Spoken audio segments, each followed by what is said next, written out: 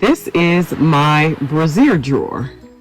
As you can see, I have them stored neatly sideways in the drawer just so that I'll be able to see them, and I try to organize them by color. They're all Victoria's Secret bras.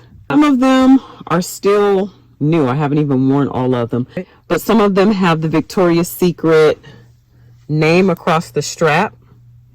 Some of them have bling on the strap, the Victoria's Secret. Some of them have bling on just the inside of the strap, and these have just the name Victoria's Secret.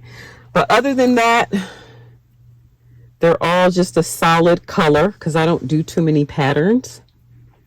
But there's about 40 bras in here. I believe there's like 20 in each row. I did buy all of these bras roughly around the same time.